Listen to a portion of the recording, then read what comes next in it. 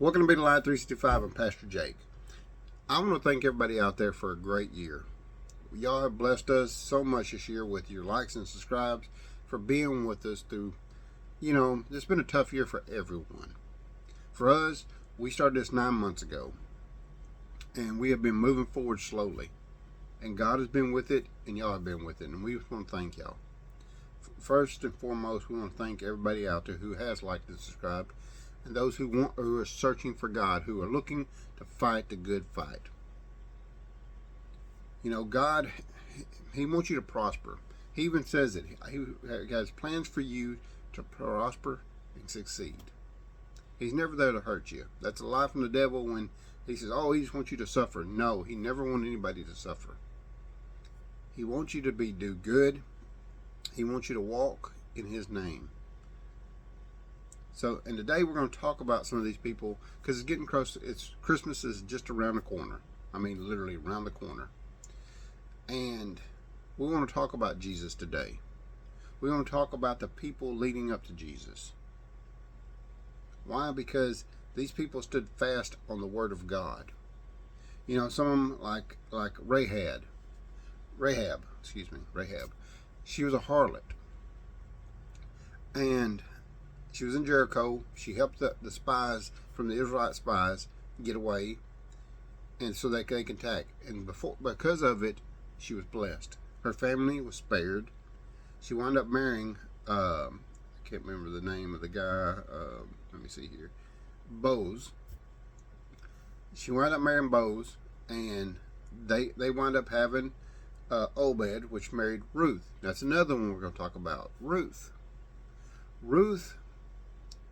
she was with Naomi, and she could have left and went back to her family, but she didn't say that. She said, you're my family, your God will be my God. And that's how it went on with her. She went with Naomi back to Israel. She wound up marrying Obed. They wound up having Jesse. And Jesse, guess who Jesse became? King David's dad. And then Solomon, and then on and so forth. But those three right there, they could have chose different paths. King David could have. He was chosen to be king, and look at all things he went through. He went through some tough stuff. He was, trying to be killed by King Saul. And like I said, all these people, Rahab, she could have died in Jericho with the rest of the people. Ruth, she could have went back to her people and lived just a regular normal life. King David, he could have just went and left and not worried about it when he was being betrayed, sought after by Saul and wanted to be killed. He didn't. What he did, he came back and he fought the good fight. All these three show you something there. His character. They fought the good fight to get the word out. That they did what was right and what was good. God had a plan for them. Now we get down to Mary, the mother of Jesus. How would you be if you were, I think they said anywhere from 12 to 17-year-old girl, and, God tells you from an angel that you're fixing to have the Son of God. How much responsibility that is on a young child, a young lady. It must have been devastating, but here's the thing is, she stepped up. Even though, the devil came after them. They had to flee to Egypt. They had to go to Nazareth. They did all this stuff. And then she watched her son during his 3 years of preaching and then going to the cross. And she still didn't stop. It said even after that, in Revelations 12 talks about that the devil sent a flood after her. Why? Because he was so mad because of this. But she didn't stop. She didn't give up. That's what I always say to people is you have a next day. Just, there's many times I've said, I am so tired. There's many times I have been worn completely out. Spiritual battles, the whole 9 yards. And I finally just said, God, I just don't have the strength. But here's the thing is, next morning I get up, I keep going forward. I don't give up. You can't give up. Because here's the thing is God is hope. And the only hope we have is God. There is no other hope. I've looked at my life and I've looked at the world. There is no hope in this world. There's hope that you get this or hope you get that, but it lasts only for a time. I've had a lot of things in my life, and I've lost a lot of things in my time. And this is it, though, is you can't give up hope for God. You got to keep moving forward. You got to keep fighting the good fight, as Paul says, running the race. And then we're looking at Joseph. You think about this. This man, this was a dad.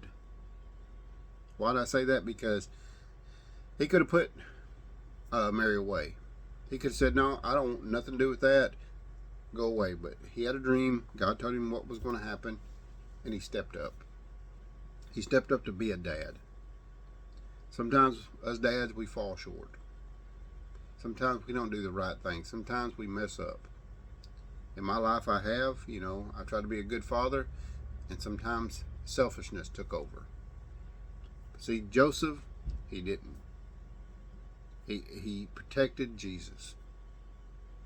And see, that's what a dad is. That's what he was. And that's another one. See, all these together, Rahab, Ruth, David, Mary, Joseph, all these people didn't give up. They kept moving forward. They kept protecting who they needed to protect and doing what God had planned for them. And that's what the plan of God is. And then we come to Jesus, being born, the Son of God. Most time people, I asked this question this week, is who is Jesus to you? Is he just that infant on Christmas that sits in a manger? Is he that Savior who's on a cross? Is he just that man, but for that 3 years that he was preaching, or 30 years, 33 years of his life? Who is Jesus to you? We know that he was in the beginning. God said he was in the beginning. John 1 says that in the beginning was the Word was with God, and the Word was God. He's talking about Jesus. And that's why we celebrate Christmas. I hear a lot of things. Oh, Christmas is a pagan holiday. We shouldn't be worshiping on this. We shouldn't be doing any of this. We shouldn't even be near it. Here's the thing is, it's like everything else that we talk about is your heart. Where is your heart at? You can know who Jesus is. Judas knew who Jesus was. He still did not he didn't step up. He didn't keep going. He gave up. Hanged himself. See, there's a difference in the characters of people. You have all the others that didn't give up. The next day they got up and still fought the good fight. Judas didn't. He gave up. Sometimes you just want to give up. I'm telling you, the devil is out there, and he's not taking vacation. But here the thing is, neither is God. God is there with you every moment. He has never left you nor forsaked you. The only time that you can leave God, or God will be apart from God, is by your own self. When you decide you'll walk away, same thing as Adam did. Adam had the Holy Spirit inside of him. He said that God breathed life into him. That was a life forever. He would live forever. All he had to do was be obedient to God. And he fell short. Him and Eve both did. And here's the thing. When the Holy Spirit was taken away from him, there is a Savior who gave it back. That's Jesus. That's why God had to come down himself. Had to step into a role that we couldn't handle ourselves. Being human, we were born human, and he had to show us, hey, I can be human and save you. And he did not break any commandments. He didn't break anything. Sorry. Here's the thing. Me and my wife was talking about this. We were talking about the Sabbath and everything like that. And, Jesus says he is the Lord of the Sabbath, which he is. Sabbath was made for us. And Jesus was made for us. And we were sitting there talking, and she said, well, why were they mad about this? I said, because of traditions. They didn't want you to work. They didn't want you to do anything. They wanted you to come to the temple, because the temple is where they made their money. The temple is where they could have control of people. So that's why they did all this about the Sabbath and everything. That's why they want Jesus healing on the Sabbath. Is because they wanted something to use against him. They couldn't use anything else against him. They had to use something that was so minute. And that's what you're going to battle every day. And Jesus battled it for us. He went through everything 10 times worse than you can ever think of we ever went through. 1,000,000 times worse sometimes on some people. Because he took every punishment, he took every sin in this world upon his head. And he took it to the cross.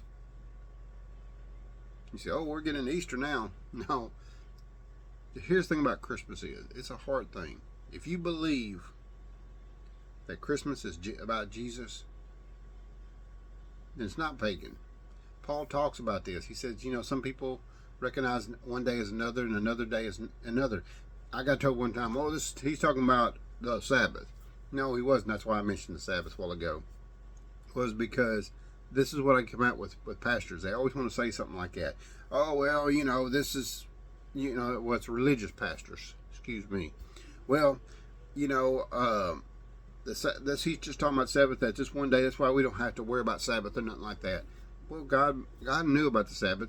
Why would he say make it holy then? Why would he make it hallowed? Why would he do this?